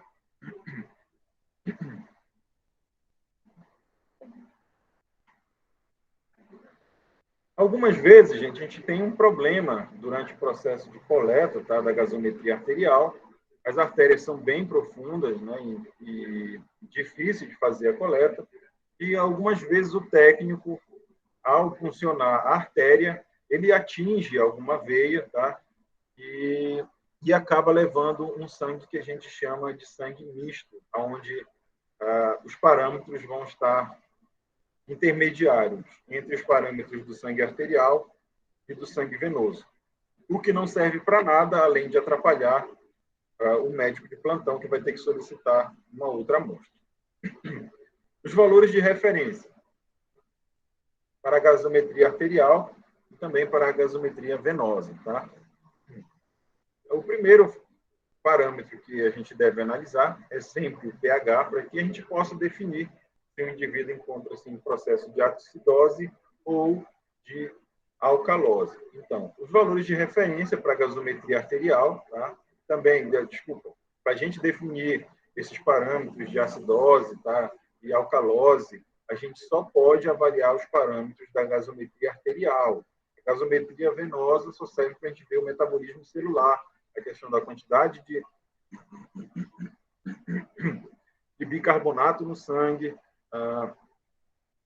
a oxigenação desse sangue para ver se aquele indivíduo, as células dele ainda têm o metabolismo normal, tá? Mas não serve para você avaliar a acidose, nem a alcalose, nem a questão da oxigenação sanguínea. Todos esses parâmetros, tá, respiratórios, a gente vai avaliar na gasometria arterial. Então, os valores de referência. Claro que todo exame que vocês vão ver vai ter os valores de referência próprios, tá, do equipamento e da população, mas a gente tem esses aqui como base que estavam naquele nosso estudo que a gente fez até pouco. Tá? Então, o pH normal do sangue arterial, ele é de 7,35 até 7,45. A pressão parcial, tá, do CO2 é de 35 a 45 milímetros de mercúrio.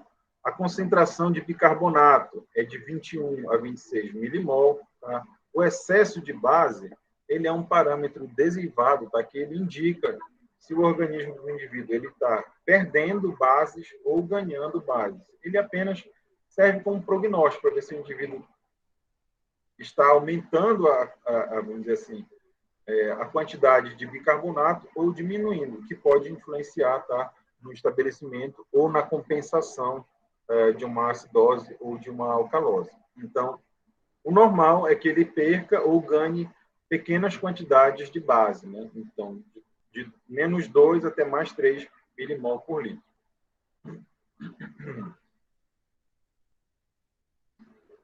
Os parâmetros da oxigenação do organismo, tá? Ele colocou aqui um parâmetro de 70 a 100 de pressão parcial de O2, tá? De 70 a 100 milímetros de mercúrio de pressão parcial de O2. A hemoglobina é um parâmetro muito importante, tá? Que ele coloca de 12 a 16, tá? Porque o indivíduo ele pode sofrer de angústia respiratória se ele tiver uma hemoglobina muito baixa, por mais que ele tenha ventilação e tenha perfusão, mas se ele não tiver hemoglobina, que é quem carrega o oxigênio, o indivíduo pode sofrer de angústia respiratória, se ele tiver uma anemia, tá, acentuada. O hematócrito, vocês sabem que é aquele parâmetro que avalia a massa eritrocitária, tá? Então, ele também está bastante relacionado com a concentração de hemoglobina. E a saturação de oxigênio, que é de 96% a 100%. Os eletrólitos também são parâmetros muito comuns de vir na gasometria, tá? Sódio, potássio e cálcio. Eles vão estar bastante sendo visados, principalmente nos indivíduos que estão em terapia intensiva, que é o controle, tá, osmótico do indivíduo, que pode levar a um risco cardíaco. Você sabe que alterações no sódio, no potássio e no cálcio, nos íons, tá, sódio, potássio e cálcio, podem levar a alterações e arritmias cardíacas. Alguns metabólitos também são muito importantes para verificar, como a glicose e o lactato. O lactato, gente, só para deixar claro, ele vem às vezes nessa condição de medida de lactato, mas ele é fruto da ionização do ácido lático. Quando a gente tem a formação de ácido lático no metabolismo celular, esse ácido lático vai se dissociar do íon H+, que vai tornar ácido o ambiente, e no íon lactato, tá? Que é, vamos dizer assim, um sal. Alguma dúvida?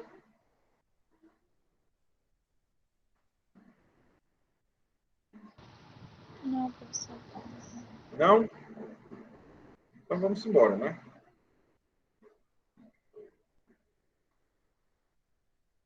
Certo.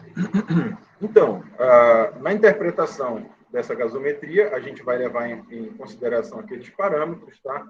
Para que a gente possa chegar a uma conclusão. Então, avaliando o pH, se esse pH se encontrar abaixo de 7,35, a gente pode fechar, tá, um diagnóstico de acidose. E se esse pH estiver acima de 7,45, a gente pode fechar que é uma alcalose. A origem dessa acidose ou dessa alcalose vai depender de outros parâmetros, tá?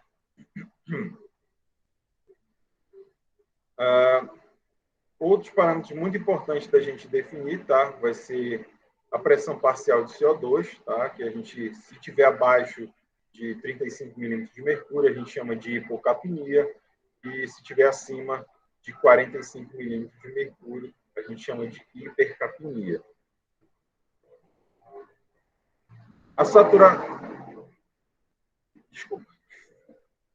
A pressão parcial de O2, a gente pode verificar, ela é em torno de 70 a 80 milímetros de mercúrio até 100 milímetros de mercúrio, dentro do normal, considerado o quadro como hipoxemia, quando ela é abaixo de 80, hiperoxemia acima de 100. Bicarbonato, ele varia em torno de 22 a 26 milimol, tá?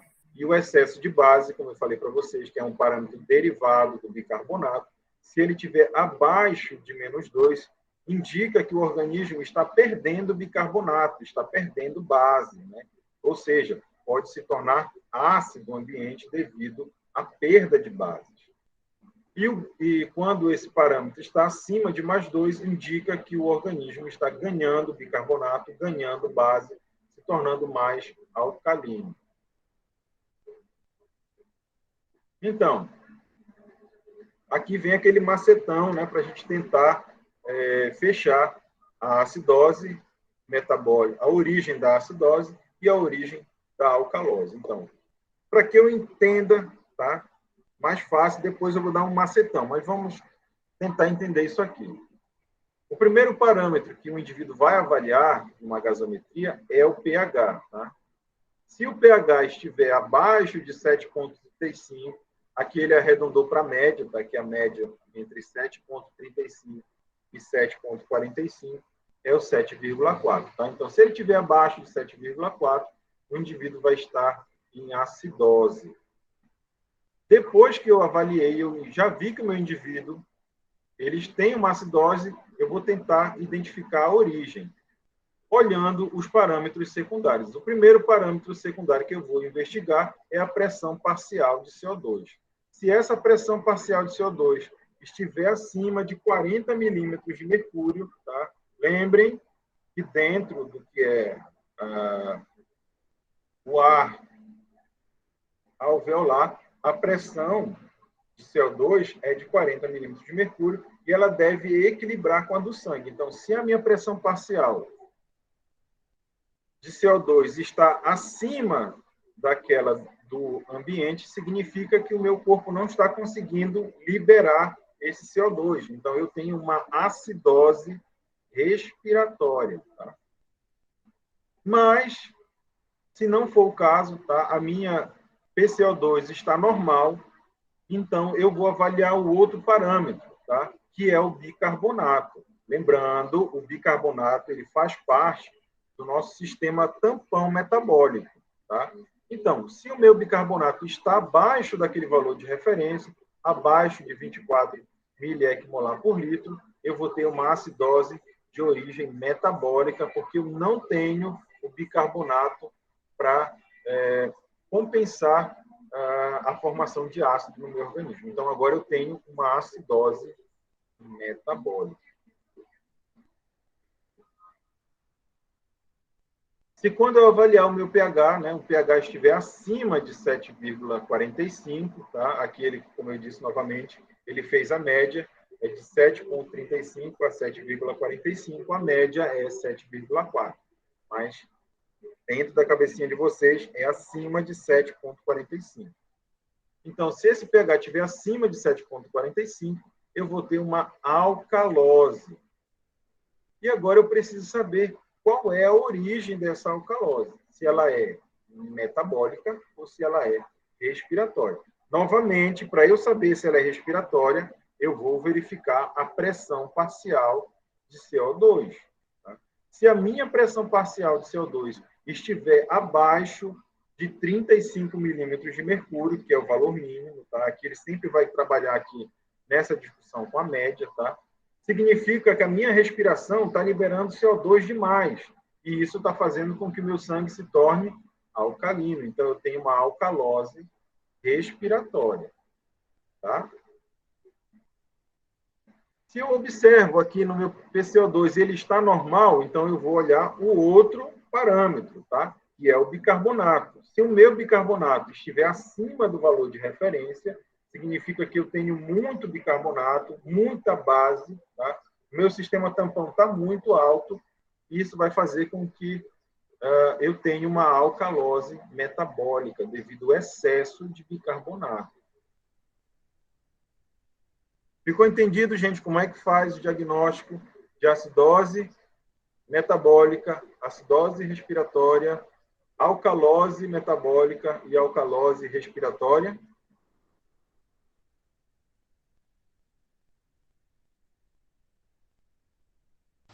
Sim, professor. Eu só fiquei com dúvida nessa parte de compensação renal. Certo. Mas vocês entenderam como é o diagnóstico, né, para a gente fazer o diagnóstico de uma acidose metabólica, diferente da acidose respiratória, e a alcalose metabólica, diferente da acidose respiratória. Entenderam? Sim. Beleza. Então, dentro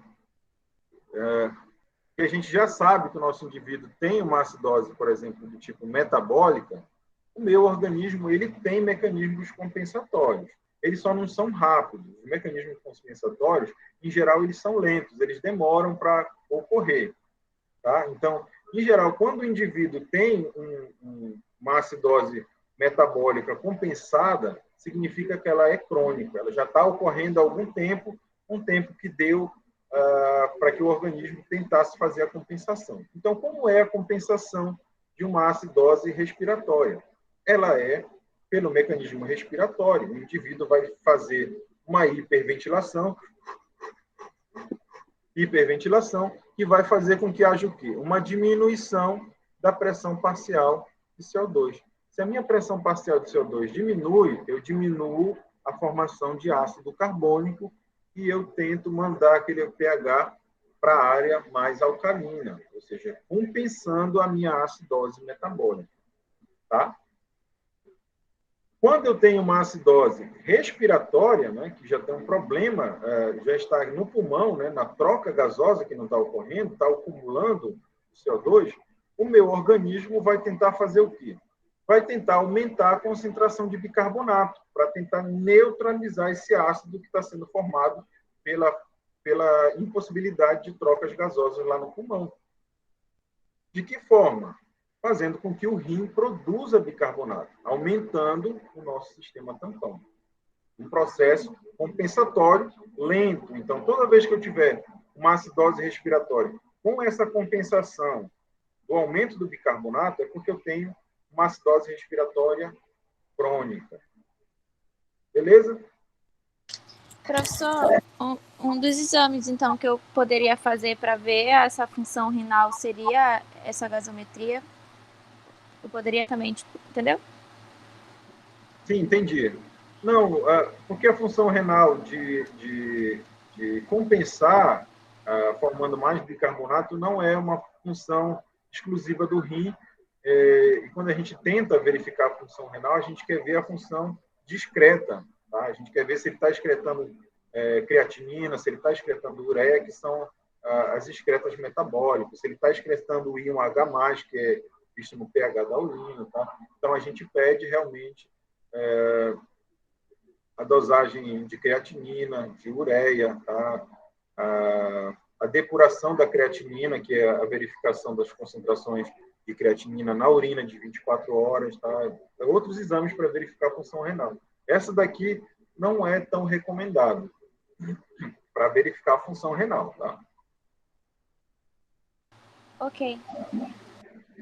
Continuando, quando a gente tem uma alcalose também, se ela dura muito tempo, né, se ela é uma alcalose crônica, também o nosso organismo pode chegar a desenvolver mecanismos compensatórios. Por exemplo, se eu tenho uma alcalose metabólica, onde eu tenho uma quantidade muito grande de bicarbonato no sangue, o meu organismo vai compensar essa alcalose metabólica diminuindo a frequência respiratória, tá, ou o volume respiratório, fazendo com que aumente a pressão parcial de CO2 para tentar acidificar esse meio que está muito alcalino. Tá? É uma compensação respiratória diminuindo essa frequência para aumentar a pressão do CO2, tá?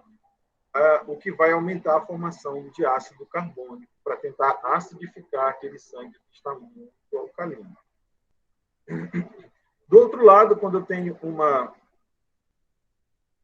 alcalose respiratória, né, onde a minha frequência respiratória está muito alta, eu posso ter uma compensação renal, onde eu vou ter uma diminuição do bicarbonato. Vou diminuir o meu sistema tampão para que aumente a acidez daquele sangue. Ó, resumão para quem não entendeu nada até agora. Então, acidose respiratória, ela vai ocorrer pelo quê?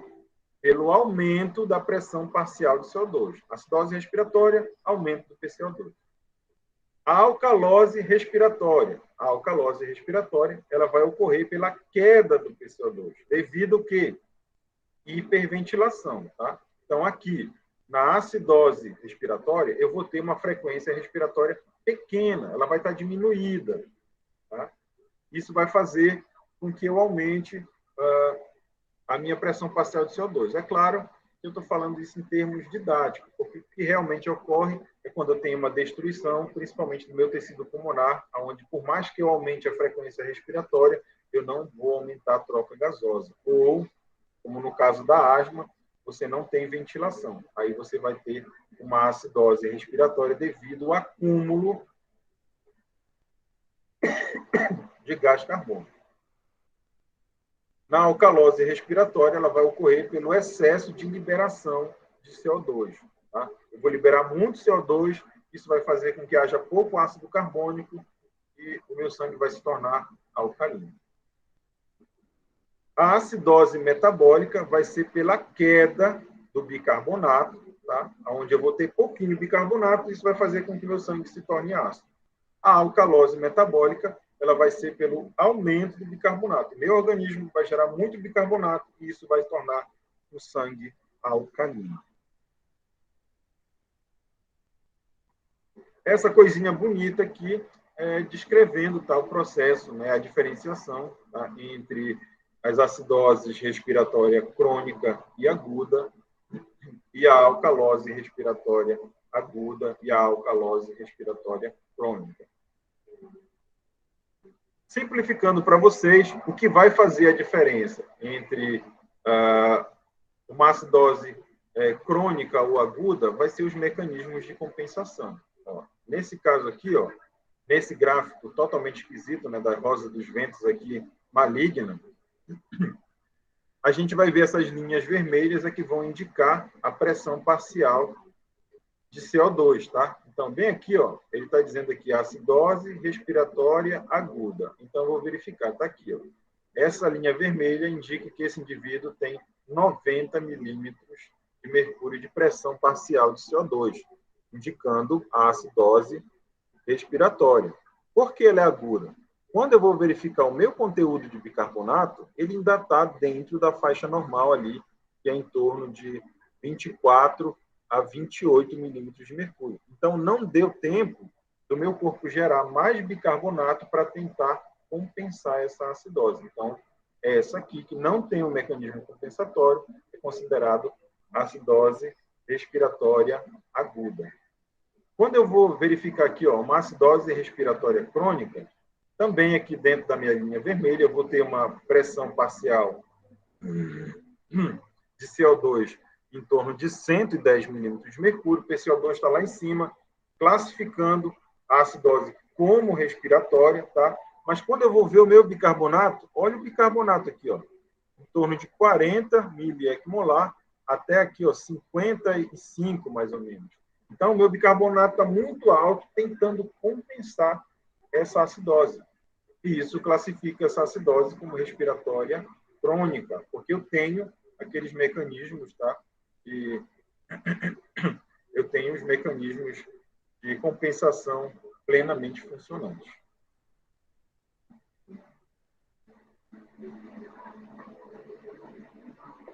Bora ver se consegui escrever alguma coisa nesse livrinho em branco aí da cabecinha de vocês, tá? Aqui eu tenho um indivíduo, né, com poucos parâmetros para avaliar, para vocês não se confundirem demais, tá? Só para você ver se vocês conseguiram compreender um básico. E eu quero que vocês classifiquem em acidose ou alcalose, e se ela é de origem metabólica ou respiratória, tá? Então, está aqui meu indivíduo, o pH dele é de 7,30, o normal de 7,35 a 7,45, a pressão parcial dele de CO2 é de 55 milímetros de mercúrio, normal de 35 a 45, o bicarbonato está em 26, o normal de 22 a 26. Primeiro passo, é acidose ou é alcalose? Acidose. Acidose. É uma acidose. Agora, ela é de origem respiratória ou metabólica? Respiratório. Acredito que respiratório também, porque o bicarbonato ainda não está compensado e a pressão parcial de CO2 está aumentada. Muito bem. A pressão parcial de O2, tá, ela está acima do valor de referência, o que caracteriza uma acidose respiratória. E, como o Renan disse, o bicarbonato ainda está normal, então ela não tem mecanismos de compensação, provavelmente é uma acidose respiratória aguda. Se ela fosse metabólica, né, a gente teria que verificar a quantidade de bicarbonato. Está normal, então não tem nenhuma chance de ser uma acidose respiratória. Mais um exemplo, tá? João, 55 anos, com obstrução intestinal, apresenta vômitos constantes durante várias horas, apesar do uso de antieméticos. Sua gasometria arterial mostra pH 7,50, pressão parcial de CO2 de 42 milímetros de mercúrio, bicarbonato de 33 miliequimolar. Tá? Eu esqueci de colocar os valores de referência, mas vocês podem considerar esse aqui, tá? pH de 7,35 a 7,45, bicarbonato de 35 até 45 milímetros de mercúrio e o bicarbonato de 22 a 26 miliequimolar. E aí? Alcalose metabólica? Muito bem. Uma alcalose do tipo metabólico. O pH está acima do valor de referência, que caracteriza uma alcalose, e o bicarbonato está bem acima do valor de referência, o que classifica como alcalose metabólica.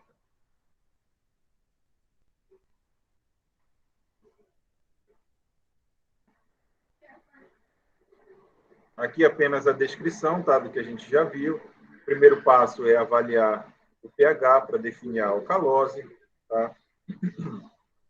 Depois verificar a pressão parcial de CO2 e o bicarbonato, tá? Para que está normal. Então, a gente define a alcalose metabólica devido ao bicarbonato alto.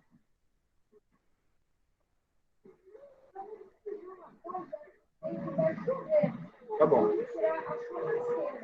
Vai tirar ela da chuva lá, põe para dentro de casa. Mais uma, tá, gente? Aqui eu peguei está meio feiosa da internet, tá? Mas ela está facinho, tá? Também utilizem os mesmos valores de referência da anterior. pH em torno de 7,25. Pressão parcial de CO2 tá? Em torno de 25 milímetros de mercúrio. Bicarbonato 10,7 miliequimolar. Tá? Eu quero saber qual é o distúrbio e se ele está compensado. Valores de referência estão aqui em cima, tá? pH 7,35 a 7,45. Pressão parcial de CO2 35 a 45 milímetros de mercúrio. Bicarbonato 22 a 26 miliequimolar. E aí?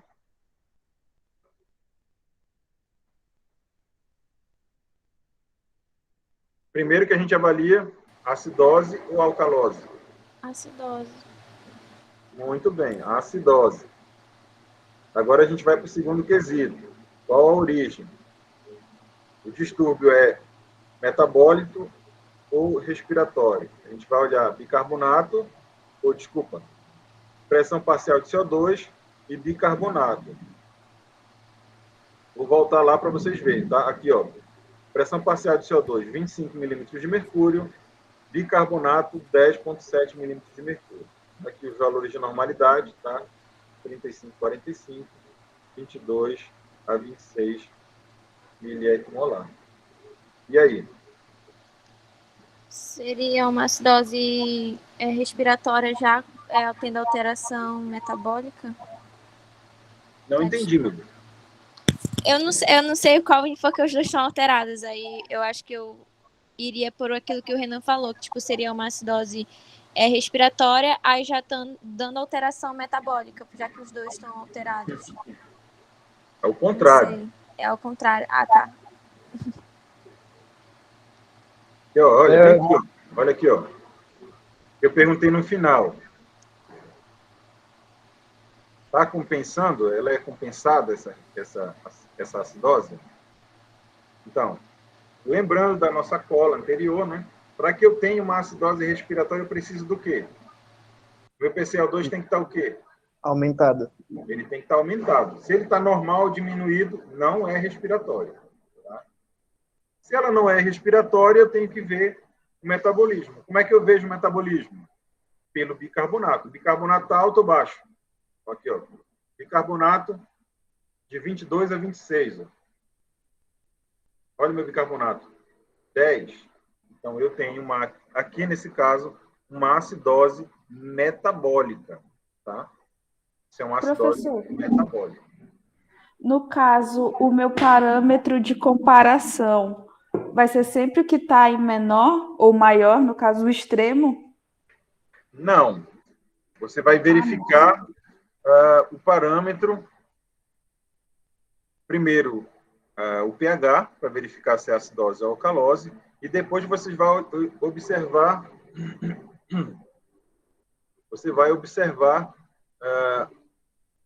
a pressão parcial de CO2 para identificar se a origem é respiratória e depois verificar o bicarbonato para ver se a origem é metabólica. Tá? Se o PCO2 vai depender do caso, tá? Se for uma acidose com um PCO2 alto, é uma acidose respiratória. Se o PCO2 estiver normal ou baixo, não é respiratório. Aí você vai olhar o bicarbonato. Para a acidose, se o bicarbonato estiver baixo, é acidose metabólica. O bicarbonato, como eu falei para vocês, ele é o nosso sistema de tampão, é ele que neutraliza ácido. Se não tem bicarbonato, o nosso sistema fica ácido. Então, aqui, no caso, é uma acidose metabólica. O PCO2 baixo, aqui nesse caso, é o mecanismo de compensação. Lembre, quanto mais CO2, mais o quê? Mais ácido carbônico, mais ácido é o pH. Então, o meu organismo hiperventila, elimina o PCO2 para eliminar ácido carbônico e tentar compensar a acidose. Eu elimino o ácido carbônico, eu estou eliminando o ácido, estou compensando a minha acidose. Então, nesse caso aqui, o PCO2 baixo é o mecanismo de compensação dessa acidose metabólica.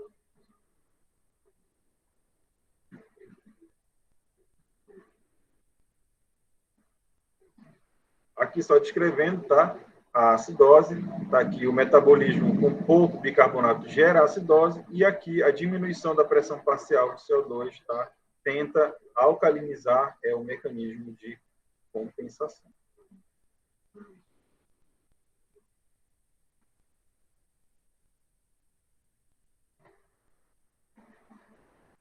Terminamos a nossa aulinha. Alguma dúvida? Professor, eu tenho duas dúvidas, assim, não é muito dúvida, é dúvida no fim, né? Mas é porque é mais um exemplo, são dois exemplos. O primeiro exemplo é de quando a gente vai encher um balão, uma bexiga de ar, a gente respira bem fundo, depois assopra tudo no balão, e aí a gente fica meio tonto com isso, daí a gente para um pouquinho e já fica normal.